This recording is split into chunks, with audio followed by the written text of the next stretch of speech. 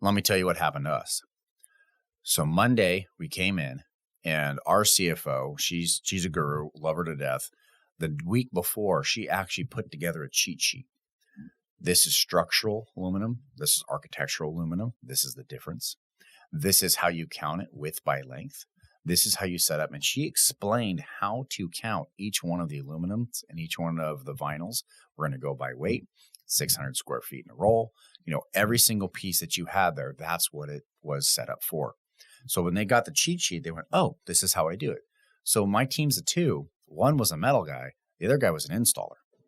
I don't put the two metal guys together because they're probably just going to kind of slough it off together. Same with two vinyl guys together. So I always break them up into different departments that people normally don't work with. Keeps the honesty. Again, it's so boring. It's easy to want to cut corners. I get it. I'm not judging. But for me as an owner, I definitely need to know exactly what it is. So as the installer looks at it, he doesn't know the difference of the metals. Metal guy does.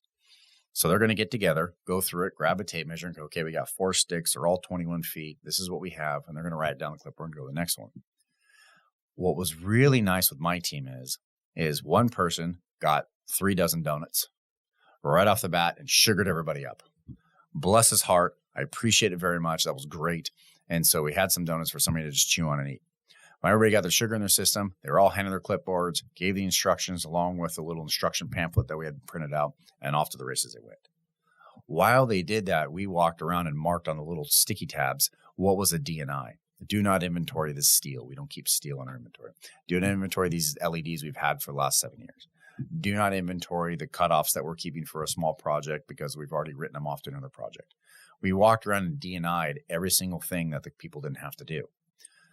The year before that, we didn't do that. And what ended up happening was people come to say, should I count this? Should I count that? Should I count this? And we kept running back and forth. Really ineffective, to be honest with you. So we learned from our mistakes.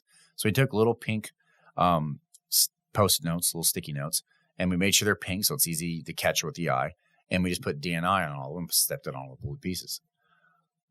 We had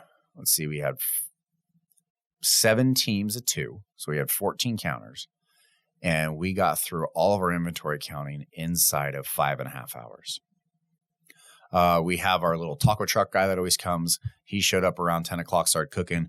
Everybody was starving by 11 a.m. The smell was coming in through the warehouse. It was kind of torture on a half mode, and I apologize for my team in advance. But the good news is they all had empty stomachs and were growling. So we fed them good, hung out for a little bit, talked about the year and what had happened and stuff. And it was kind of funny, some of the stories that came up with the team, all sitting around the router table.